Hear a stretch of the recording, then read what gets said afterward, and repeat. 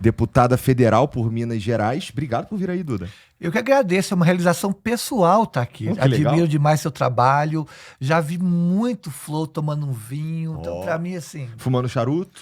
Eu ganhei um charuto, tava falando nos bastidores, ganhei um charuto e tô aprendendo a fumar charuto. Mais um vinho, charuto e Flow, casa bem.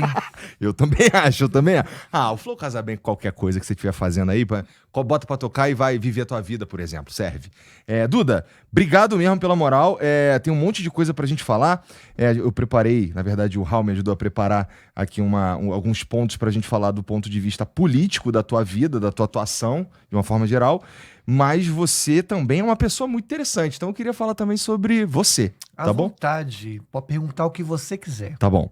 Então, você que tá assistindo, gente, você pode participar dessa conversa aqui. Você pode mandar a tua mensagem pelo LivePix. Tem o QR Code aqui em cima. Tem o link também aqui na descrição. Você clica lá, manda uma mensagem que pode ser por escrito. E aí uma inteligência artificial vai ler a tua mensagem. Aí você pode escolher a voz do Bob Esponja ou do William Bonner pra ler.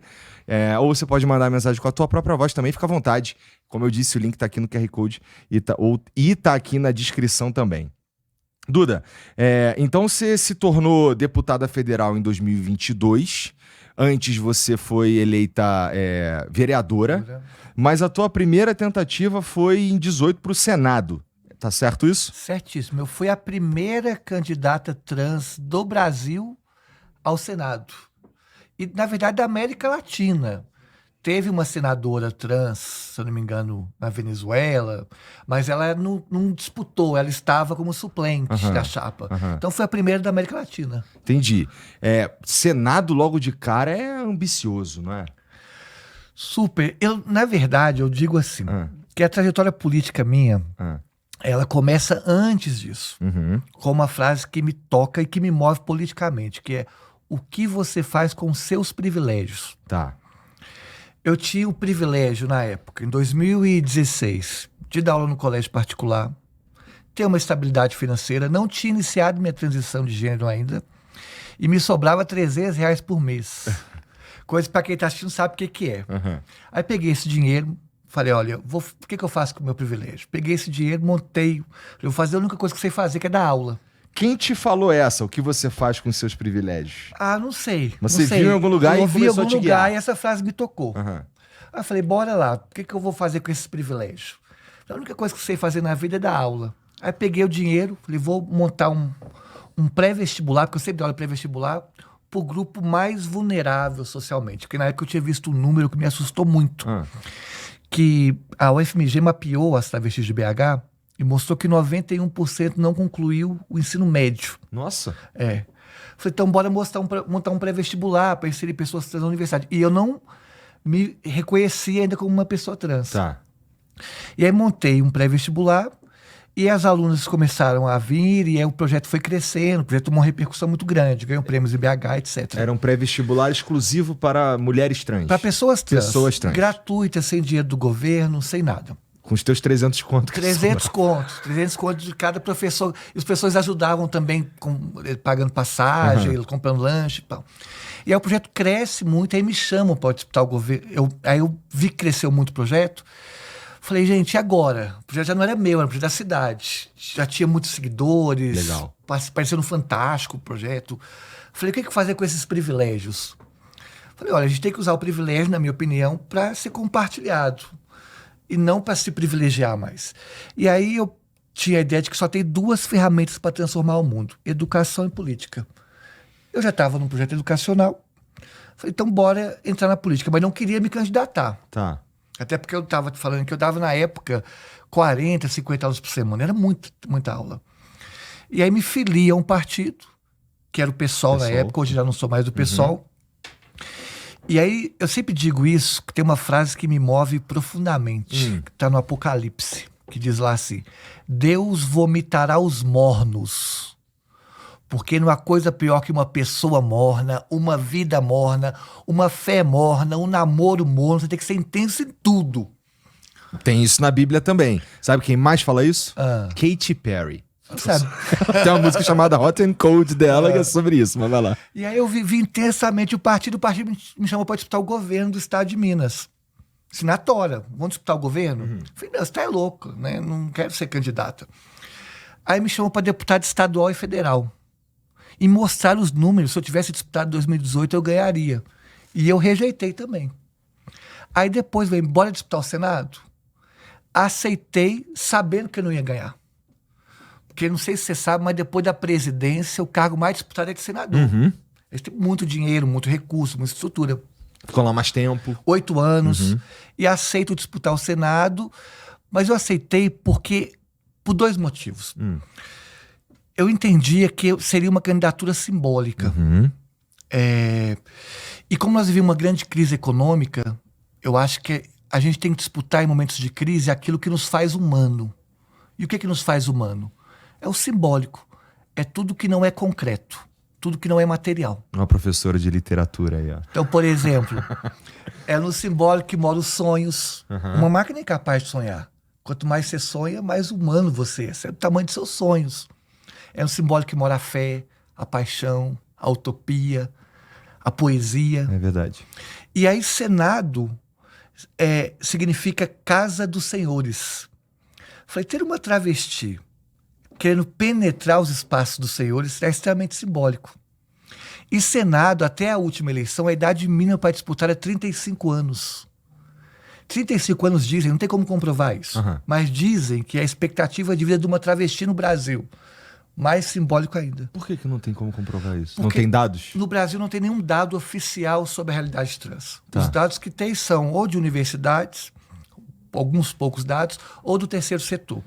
Mas esse dado de 35 anos, por exemplo, não tem uma comprovação empírica mesmo. Isso, né? Se dá por que tu acha que a gente não tem esse tipo de, sei lá, dado mesmo? Porque você diria que a sociedade ou o Estado, de uma forma geral, não mapeia, porque não se importa, porque é difícil, por quê?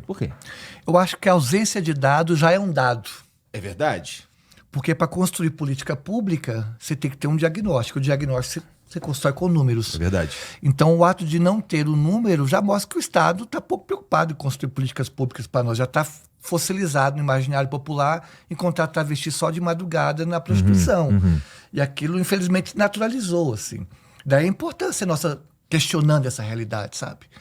Então, e aí eu falei, essa candidatura vai ser simbólica, então bora disputar. E aí fiz a campanha na Tora, dando, na época, 50 aulas por semana. Não parei de dar aula, sem dinheiro.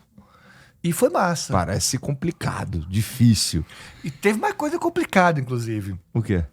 Porque tem 2 pontos que marcaram essa candidatura. Quando eu lanço minha pré-candidatura para o Senado, o Eduardo Bolsonaro e o Carlos Bolsonaro compartilharam no Instagram deles a minha pré-candidatura como deboche. Naquele momento, meu Instagram recebeu milhares de mensagens de ódio. Milhares. Foi tanta mensagem de ódio que o Instagram bloqueou a minha conta. Eu fiz a campanha do Senado sem a conta do Instagram.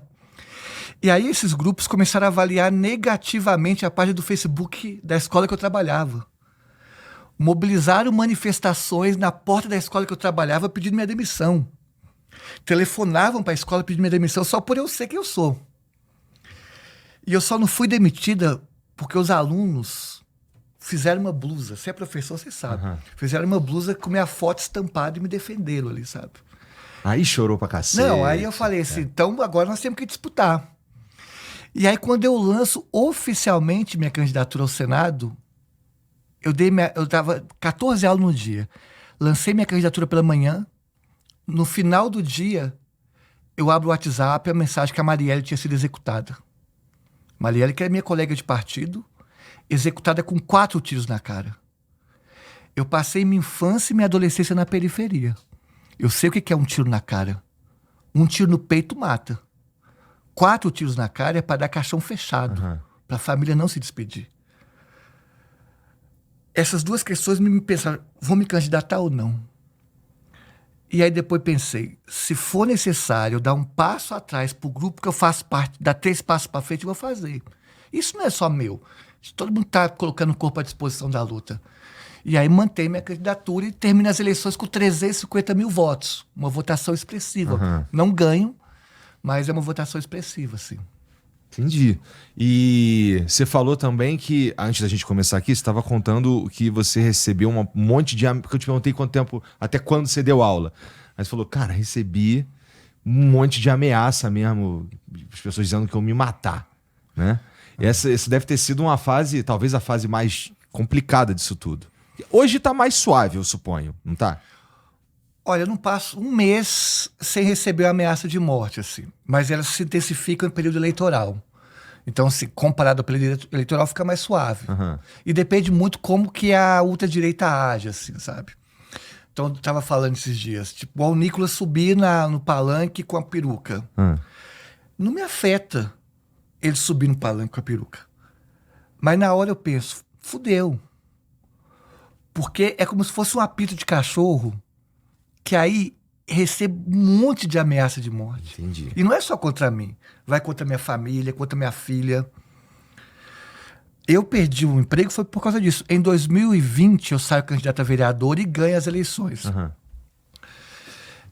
Me torno a pessoa mais votada de Belo Horizonte. Eu em primeiro lugar e o Nicolas em segundo. No outro dia, eu abro no e-mail 3 ameaças de morte, dizendo que queriam me matar e transformar a escola que eu dava aula num mar de sangue. E aí encaminhar esses e-mails para o dono da escola, para a direção da escola, para os professores da escola, dizendo que se eu continuasse dando aula ali, aquela escola viraria um mar de sangue. Eu tinha prometido que se eu ganhasse as eleições, continuaria dando aula, porque eu posso estar na política, mas sou professora. Mas depois dessas ameaças de morte, eu acabo sendo demitida e nunca mais me chamaram para dar aula. Tu sente falta? A nossa cachaça, né? Nossa cachaça. Cachaça, assim. Eu, de vez em quando, dou umas aulas no YouTube, mas não é a mesma coisa de você chegar, encontrar a galera. Tem um personagem também ali que é bacana, assim. Tenho muita saudade. E eu falo que minha demissão, Igor, é um exemplo. Nós podemos discordar aqui, mas é um exemplo de que meritocracia é uma falácia. Meritocracia é uma mentira. Meritocracia é a utopia do liberalismo. Eu cursei letras, cursei um pouquinho de antropologia, estou formando em gestão pública. Dei aula por 20 anos. Desses 20, 15 foi naquela que é considerada a melhor escola do Brasil, que é o Bernoulli. Isso é um ranqueamento do próprio governo. Era para estar chovendo proposta de emprego. Eu tinha mais proposta de emprego há 20 anos atrás, quando não tinha feito minha transição de gênero e não tinha nenhuma experiência do que hoje. E eu dou sempre um exemplo, outro exemplo, esdrúxulo. Faz de conta que eu sou a pessoa que tem mais pós-doutorado em educação no mundo. Tá. Entrei no Guinness Book com a pessoa que tem mais pós-doutorado em educação infantil. Duvido que uma escola particular me chamaria para dar aula para criança. Eu posso dar aula para adulto, para adolescente, mas para criança não. Porque nós somos associados à zoofilia, incesto, o que há de pior. Fique longe de nossas crianças, sabe? Então, assim, que meritocracia é essa? Sim, faz sentido. A própria ideia de meritocracia, para mim, sempre foi uma questão do ponto de vista mais óbvio de todos. Que é... Bom, seria válido a gente de falar em meritocracia se a gente considera que todo mundo... Ou se a gente dispõe de uma realidade que todo mundo parte do mesmo lugar. Mas essa é a análise mais básica de todas, assim, de quem defende um olhar crítico para a meritocracia. Porque eu não sou totalmente contra a ideia do mérito se a gente parte todo mundo de um lugar do mesmo, ou pelo menos parecido, né? Porque eu sei que tem muita gente que parte com a bola de chumbo no pé, né? Não gosto de dizer que eu parti com a bola de chumbo no pé para não me colocar na posição de vítima, mas as pessoas falam isso por mim, quem me conhece, né? Não, assim, pô, isso aqui você construiu com o seu trabalho, você se esforçou, mérito seu. Assim, merece todo o aplauso. Parabéns, assim, sabe? Obrigado. E só você sabe o prazer e a dor de ter construído isso aqui, sabe? Quem vê close não vê corre. É verdade, então, assim, a gente estava falando antes de lógico começar. que tem mérito aqui, mas eu acho que a questão da meritocracia, ela existe para alguns grupos que são marginalizados. A meritocracia, ela é uma falácia, assim. E mesmo o que você construiu aqui, que é um baita exemplo de sucesso, ela ainda é pontual diante de uma questão estrutural. Nem todo mundo que se esforçar Claro. pra caramba vai estar, Claro, né? claro, claro. Mas sim,